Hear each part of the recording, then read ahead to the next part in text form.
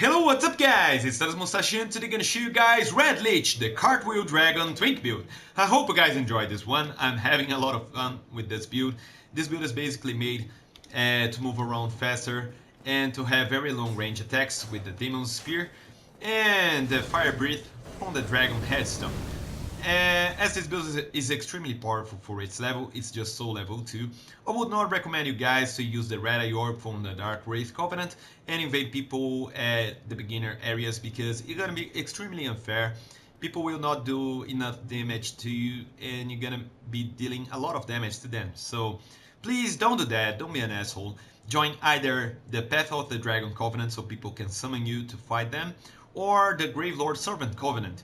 By using the Eye of Death, people will invade you at 3 at a time, and if you're lucky enough, you can organize a fight club, which I'm gonna show you guys later in this video. I've managed to organize it a few times, and it's very funny to do. This build is basically not meant for people just beginning with the PvP because they don't have that much defense and its attack power is not extremely big.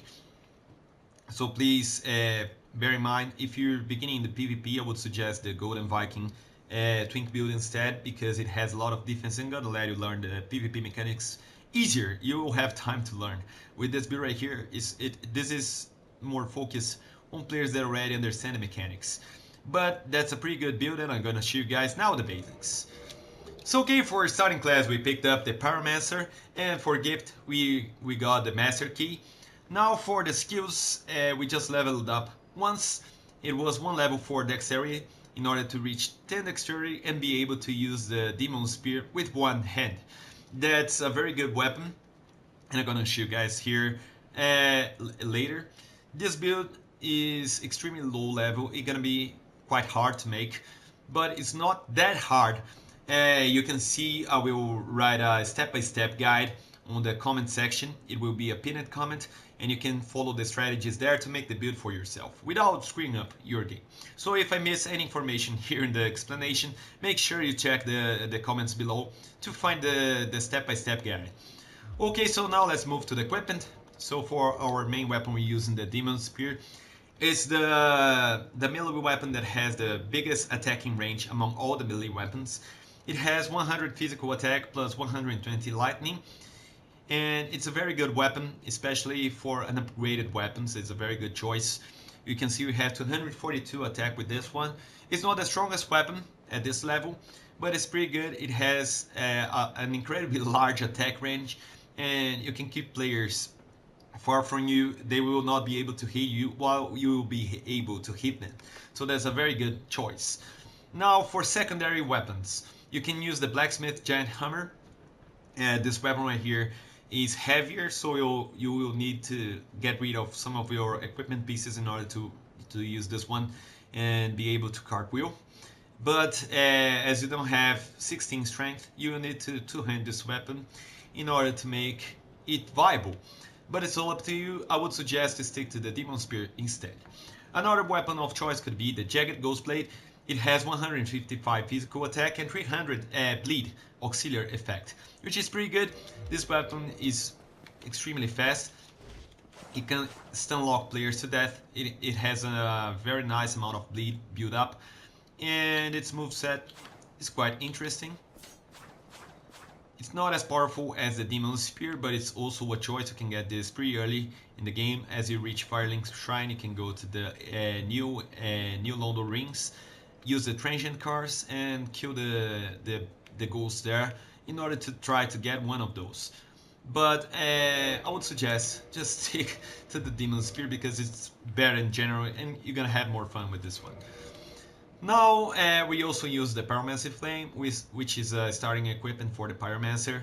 We didn't upgrade this just to make sure we don't screw up the summoning range for this build as we're just on level 2. We're just using this in order to use the Chaos Storm Pyromancy, which is pretty good, especially if people get it cornered and gank you and things like that. It's a very nice way to dispatch people. And it can use other pyromancies such as the let me show you, the Great Chaos Fireball is also a pretty good choice. It has an area of effect which will spread lava on the floor. It can be really good, but I would suggest to get the Chaos Storm. It's better, and you will not use this very often, but when you use it, you will understand what I'm talking about. Now for the shield, we're using the Grass Scratch shield, which increases your stamina recovery speed over time. It has very decent damage reduction veils. It's pretty light, and you can get this pretty early in the game. I will write is you can see where you get this in the step-by-step guide, so make sure you check it later. Now for the armor pieces, for the head we're using the dragon headstone. As we're using this, we cannot use any armor piece on the head slot. But if you choose to use a different headpiece, you can use the Mask of the Child if you get this from the pinwheel in the beginning. But as it has some weight, you will need to get a few points into your endurance skill in order to use this and be able to cartwheel as well. Now for the other pieces, we use the Crimson set, which offers very decent defense veils with a very low weight as well. It has no poise at all, but as we're using the Darkwood Green Ring, you will not be standing through hits. You will basically be evading any upcoming hit. You will be dodging everything. So that's a pretty good armor for this. It offers pretty good defense veils. You can see we've upgraded it to +5 using Twinkling Titanites from the Giant Blacksmith in Nederlanden. So make sure you save all your souls from your boss fights in order to buy enough Twinkling Titanites from the Giant Blacksmith as soon as you reach Nederlanden. So for the rings now, we're using the Darkwood Green Ring, which will modify your rolling animation. It will replace it by a cartwheel, which will let you move faster while rolling and travel a larger distance, and it will also increase your invisibility frames while doing it. So it's basically incredibly good for dodging. I would suggest you use this because we have pretty low weight and equipment load on this build, so it's a must-have. And you're gonna get this from the Shivas of the East bodyguard. You cannot kill it as you kill on sight as you get to the Darkroot Garden. What you want to do here is get to the Darkroot Garden, enter the join the Forest Hunters Covenant by talking to Olvina, then exhaust the dialogue from Shiva of the East, then proceed to Blighttown and meet Shiva of the East again in the elevator section of Blighttown. Buy the Demon Spear from him for 15,000 souls, and then right after that you're free to kill him and his bodyguard and get the Darkwood Green Ring. Now for the other ring, we're using the Ring of Favor and Protection, which will increase your HP, stamina and maximum equipment load by 20%, and you can get this pretty early in the game by beating the gargoyles. The Knight Lautrec will move to Firelink Shrine. He will be standing pretty close to the Firekeeper there. You just go there and kick him twice, he will fall off the cliff. You reload the game and you can get this ring from the floor. So that's pretty much it, guys. If I'm missing any information here, you can check the comments below for the step-by-step guide.